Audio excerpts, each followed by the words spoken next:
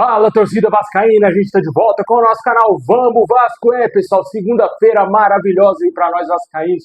Depois de uma sequência maravilhosa de vitórias, o Vasco chegou à quarta vitória consecutiva aí dentro do Campeonato Brasileiro, mirando a Libertadores em 2026. E com certeza esse bom trabalho, essa boa fase passa muito pela contratação do Admar Lopes, que vem sendo um dos grandes responsáveis pela reformulação, digamos assim, do time do Vasco, porque, cara, o que ele fez nessa janela foi absurdo, e o planejamento para 2026 promete, hein?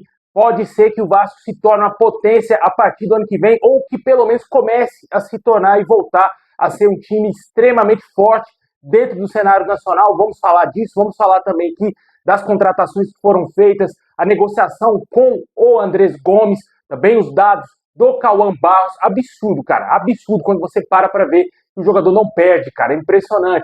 Vamos falar muita coisa. Antes de começar, deixa aquele like, se inscreve, ativa o sininho para você receber os vídeos postados aqui diariamente no nosso canal. Falta pouco para a gente chegar a 227 mil inscritos. Se inscreve aí para ajudar o nosso canal a crescer a cada dia. Falta menos de 800 inscritos. Compartilha com essa galera também. E a gente continua com aquela nossa meta de lá na virada do ano, até o dia 31 de dezembro, conseguir chegar a 230 mil inscritos aqui no nosso canal. Muito obrigado aos vascaínos aí do Brasil todo, até mesmo fora do Brasil, que estão assistindo aí nossos vídeos. E também aqueles que estão hypando aí. Muito obrigado mesmo de coração, hein? Tamo junto.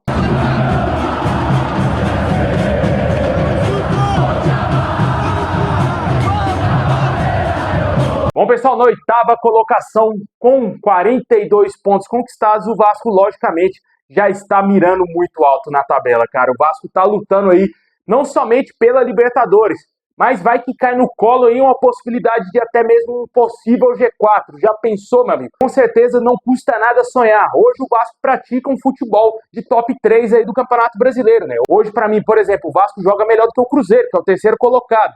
E certamente aí tem muitas condições de lutar até o fim do Campeonato Brasileiro, pela parte mais nobre da tabela, pela parte aí que leva o Vasco à Libertadores, né? A gente com certeza luta por uma pré-Libertadores. Hoje o cenário do Vasco é esse, mas dependendo do que acontecer no campeonato, pode ser, quem sabe, a sorte caia no colo do Vasco e o Vasco talvez consiga até mesmo de maneira direta para a Libertadores, né? Hoje a diferença para, por exemplo, o Mirassol é de 13 pontos. Claramente o torcedor tem motivo suficiente para acreditar que o Vasco pode sim ter uma grande chance de ir para a Libertadores, nem que seja no mínimo a pré-Libertadores, né? E hoje o cenário é muito favorável para o Vasco, o time está jogando muito bem. O que o Vasco fez ontem foi absurdo contra o Red Bull Bragantino, quebrando mais um tabu após muito tempo sem conseguir vencer esse adversário, né? O Vasco só perdendo desde que virou Red Bull. O Bragantino só ganhava do Vasco quando jogando seus domínios. Ontem o Vasco foi extremamente superior e fez um placar até certo ponto elástico, né? Poderia até ser mais, 4, 5-0, mas o Vasco venceu por 3-0, conseguiu se impor diante desse adversário, inibiu que o Red Bull se recuperasse na tabela e se tornasse mais um concorrente do Vasco na pré-Libertadores. E hoje o Vasco, claramente, na minha opinião, é mais time que o Botafogo, é mais time que o Bahia e tem condições, sim, plenas de ir para a pré-Libertadores via Brasileirão. Esse é o grande objetivo do Vasco. A tabela permite com que o Vascaíno sonhe, com que o Vasco sonhe. E, além do mais, os próximos jogos do Vasco também contribuem para que o Vascaíno tenha grandes perspectivas de que o Vasco possa conquistar grandes resultados, né? Para você ter ideia, o próximo jogo do Vasco será contra o São Paulo, um adversário diretíssimo aí na luta por uma pré-Libertadores, que se recuperou na última rodada, mas que não vinha tão bem assim, né? E jogando em São Januário. O Vasco tem obrigação de vencer o São Paulo, na minha opinião. O Vasco é muito favorito para ganhar esse jogo no próximo domingo, dia 2 de novembro, às 8h30 da noite.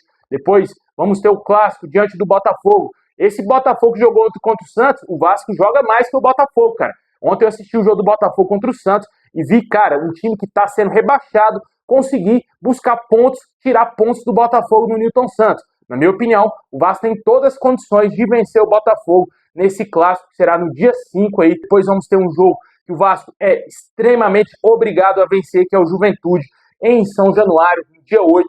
E depois vamos ter o Grêmio fora de casa. Esses são os próximos jogos do Vasco aí dentro do Campeonato Brasileiro. Temos aí 3 confrontos muito importantes, né, de adversários que estão ali ou na cola ou que estão na frente do Vasco, como é o caso do Botafogo. Tem o São Paulo que está atrás e o Grêmio que está atrás. E o Juventude que está praticamente rebaixado. Para mim, o Juventude já caiu de divisão. O Vasco tem todas as condições de vencer todos esses jogos. Se vence esses jogos todos aqui, na minha opinião, o Vasco luta pelo G4. Claro, dependendo de uma combinação de resultados, principalmente do Mirassol. E na minha opinião, hoje o Vasco pratica um ótimo futebol. Se não baixar o nível técnico, o nível tático e a intensidade, o Vasco vai sim para a pré-Libertadores via Brasileirão e vai chegar lá em dezembro contra o Fluminense como o grande favorito no confronto. Não tem essa de que clássico não tem favorito. O Vasco é favorito contra o Fluminense. Hoje, o futebol apresentado pelo Vasco é muito superior ao do Fluminense, tanto que a gente viu no clássico segunda-feira, o Vasco dominar o clássico, né? E certamente hoje o Vasco é muito favorito a ganhar a Copa do Brasil. A gente espera que esse prognóstico não mude, o Vasco continue dessa mesma forma, para que também não se desgaste tanto para as semifinais, né? Eu sei que a gente está lutando veementemente pela Libertadores, via Campeonato Brasileiro, mas sem esquecer de uma possibilidade real muito grande de título na Copa do Brasil, né? Essa boa fase aqui, claro, passa por diversos motivos, cara. Vários fatores levaram ao Vasco chegar nesse atual momento, né? Por mais que a classificação ainda não seja o que o Vascaíno espera, o Vasco está jogando futebol de G4, mas estamos na 8ª colocação pelo péssimo turno que a gente fez, né? O retorno hoje o Vasco é o primeiro time, mas no primeiro turno o Vasco foi muito mal. E agora, com esse retorno, com essa recuperação, a gente está tentando ir para uma pré-Libertadores. E o fator importante foi, claro, lógico, a diretoria confiar primeiramente no trabalho do Fernando Diniz, no momento que ninguém acreditava mais que o Diniz seria capaz de fazer o Vasco jogar. A diretoria bancou o Diniz mesmo com um fraquíssimo aproveitamento de 30%. O Vasco conseguiu aí manter o Diniz no comando, deu total respaldo. É sempre bom lembrar que teve momentos nesse segundo turno que a torcida organizada do Vasco, acho que foi a Força Jovem, foi no CT do Vasco cobrar os jogadores.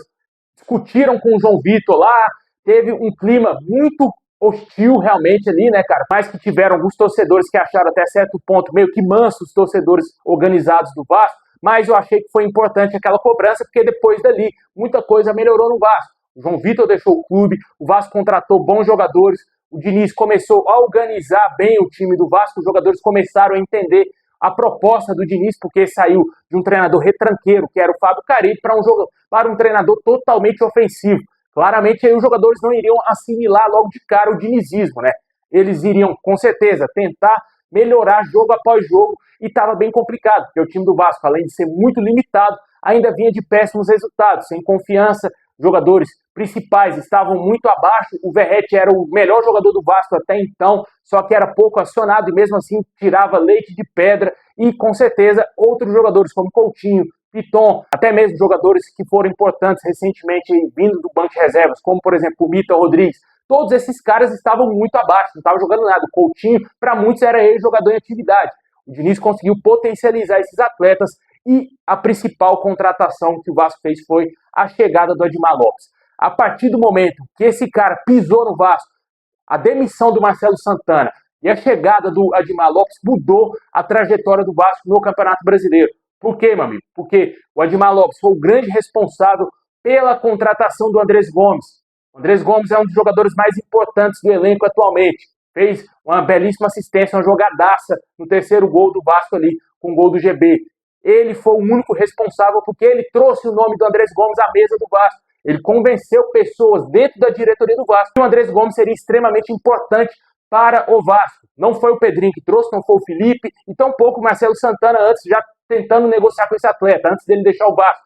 Foi o próprio Admar Lopes que viu isso lá no futebol francês, onde ele trabalhou por anos, viu que o Andrés Gomes poderia ser útil, conseguiu negociar ele junto ao Rennes no primeiro momento, foi muito difícil a negociação, o jogador estava querendo continuar no futebol europeu, e o Rayo Vallecano da Espanha era um outro time que estava no páreo tentando contratar ele. Porém, o Admar Lopes foi genial e conseguiu fechar a contratação desse atleta com opção de compra vindo por empréstimo. E hoje está aí a prova, um jogador muito rápido, como há anos a gente não via um jogador tão rápido assim no ataque vascaíno, um jogador que ele vem sendo decisivo. Ele, além de ter velocidade, ele é objetivo dentro do jogo. Ele não é aquele jogador que só corre, ele corre com objetividade. Tanto que você vê ontem um arranque no finzinho do jogo, jogadores extenuados em campo, ele deu uma arrancada monstruosa e deu assistência para o GB, que foi muito inteligente ao acompanhar também o colombiano até o fim da jogada. E com certeza o Admar Lopes tem muito mérito, cara, muito mérito. Tanto desde a volta do Barça, contratações como do Carlos Cuesta, Robert Renan e também ali do Matheus França, que está jogando bem, colaborou para o segundo gol do Vasco ali na jogada. Certamente é um jogador que pode evoluir muito e o Admar Lopes detectou bem que o Vasco poderia fazer movimentos interessantes no mercado e devido à sua expertise de mercado europeu, mercado internacional, ele conseguiu fazer boas contratações, ótimas contratações para o Vasco e com certeza a gente vive uma grande expectativa que o planejamento de 2026 seja muito, muito superior ao que aconteceu nesse ano de 2025. Se o Vasco for para a Libertadores, se for campeão da Copa do Brasil e venda para a Crefisa, meu amigo, cara, o céu é o limite. Sinceramente, o céu é o limite para o Vasco, porque eu acho que o Vasco terá condições de peitar Palmeiras, Flamengo, Botafogo aí e Cruzeiro, que são os times mais ricos do Campeonato Brasileiro.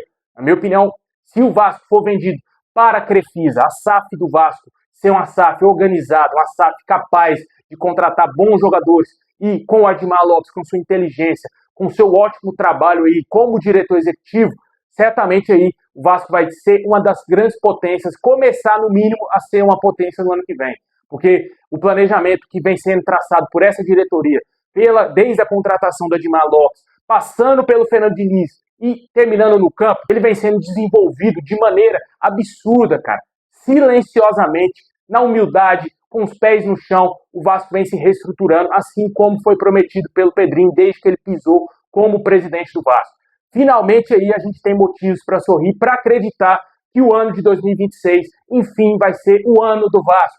Enfim, a gente pode chegar, por exemplo, com o título de Copa do Brasil. Já em janeiro, o Vasco, na minha opinião, já entra no mínimo, como um dos favoritos aí para a Libertadores via Campeonato Brasileiro na fase de grupos ali, cara, G4. O Vasco, na minha opinião, já entra dessa forma no Brasileiro do ano que vem, se ganhar a Copa do Brasil. Porque o Vasco hoje é mais time do que esses outros times que estão abaixo, Corinthians, São Paulo, Fluminense, o próprio Botafogo, que apesar de ter mais dinheiro que o Vasco hoje, mas não é mais time que o Vasco, não tem um time. Ele tem elenco, mas não tem um time como é o time do Vasco. O Vasco está entrosado. O que você vê no jogo do Vasco é absurdo. Jogadores que chegaram há 3, 4 meses atrás já estão totalmente entrosados aí com atletas que já estão há anos no Vasco. Você vê um time que parece que está jogando há muito tempo. Parece que o Vasco é treinado pelo Fernando Diniz há muitos anos, desde a época que o Abel Ferreira está lá no Palmeiras. E não, o cara está trabalhando há menos de um ano aí no Vasco.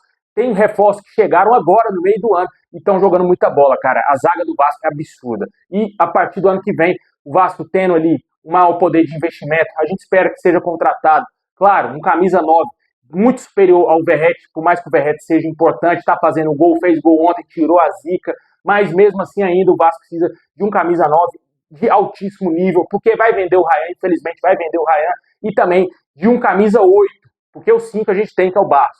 Trazer um camisa 8, cara, o sonho do Vascaíno é o Douglas Luiz, né? É um sonho bem difícil, na minha opinião, já até fiz um vídeo sobre isso essa semana passada, mas é o sonho do torcedor.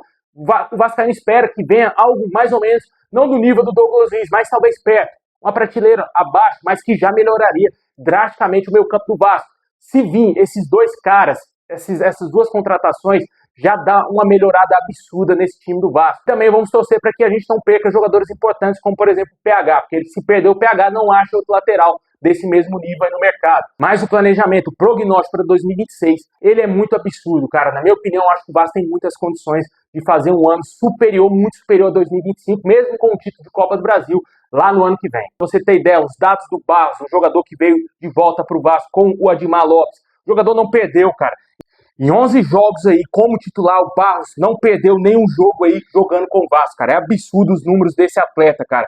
É inacreditável o que esse jogador tá fazendo no meio campo do Vasco. O jogador estava emprestado ao América Mineiro, meu amigo. Com certeza, números absurdos. Assim também como o do Andrés Gomes. Em 11 jogos, o jogador deu 4 assistências. Ainda não fez gol, é verdade. Mas 4 assistências é como se fosse 4 gols marcados pelo jogador. O jogador com certeza vem se desenvolvendo muito aí. Tá bem adaptado, parece que já joga no Vasco há anos e conseguiu merecidamente a sua titularidade. Hoje, para mim, é dificílimo tirar o Andrés Gomes do time do Vasco. Muita gente aí até mesmo pediu a volta do Verratti depois de titular, depois dele se destacar ontem contra o Red Bull, mas não estamos. Cara, quando você olha o elenco do Vasco, o ataque vascaíno, não dá para você tirar Andrés Gomes, Nuno Moreira e tampouco o Ryan do time. Infelizmente, vai sobrar pro Verratti aí meio que ser um 12º jogador, 13º, porque o 12º vem sendo aí o Matheus França, que está jogo após jogo evoluindo. A gente falou dele aí dias atrás, é um jogador que está crescendo demais ali. E falar o que também da nossa dupla de zaga, velho. É absurdo que joga Carlos Cuesta e Robert Renan, absurdo. Visceral a diferença aí da dupla de zaga que o Vasco tinha com o João Vitor e Lucas Freitas e até mesmo Maurício Lemos, ou quem quer que seja. Era horrorosa a dupla de zaga do Vasco. Hoje temos dois zagueiros de altíssimo nível. Vi um comentário muito interessante do Zé Colmeia, ele mesmo, cara, falando aí a respeito do Robert Renan, que é um jogador que tem que mirar a seleção brasileira. Cara, sinceramente, velho, analisando o futebol do Robert Renan em comparação com o Beraldo, por exemplo, que é um jogador que tá ali, tem a mesma faixa etária, é um jogador que tem a característica semelhante, é canhoto, atua pelo lado esquerdo. O Robert Renan está mostrando que tem mais potencial e mais futebol. O Beraldo é um jogador muito contestado, não está bem no PSG, não está bem na seleção, foi muito mal nos amistosos diante de Coreia e Japão. No Japão, né, que ele jogou, no Coreia acho que ele nem entrou em campo, mas foi muito mal ali junto com o Fabrício Bruno, a dupla de zaga do Brasil horrorosa, e esse jogador é constantemente convocado.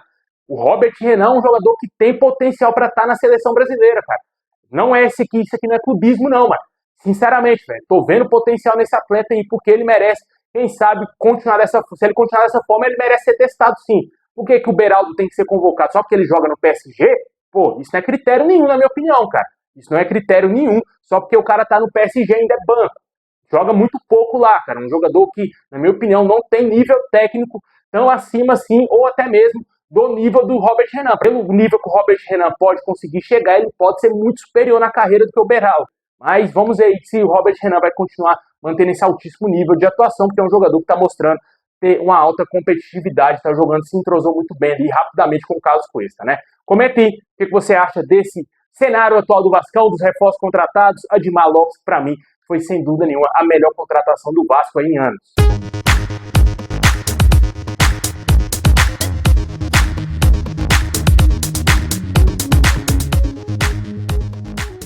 Bom, pessoal, esse é o vídeo de hoje, é um vídeo aí pra gente falar, dar uma passada nesse atual momento do Vasco, porque só comemorar, né, cara? Só comemorar, o Vascaíno só tem motivos pra rir de orelha a orelha, porque vamos pras cabeças, como dizia doutor Eurico Miranda, hein? Tamo junto, forte abraço, muito obrigado por ter assistido até o final, é nóis. Se tratando de Campeonato Brasileiro, se a gente parar, e é um exercício até bom para as pessoas fazerem, eu acho que o nosso elenco hoje, ele tá entre os 8.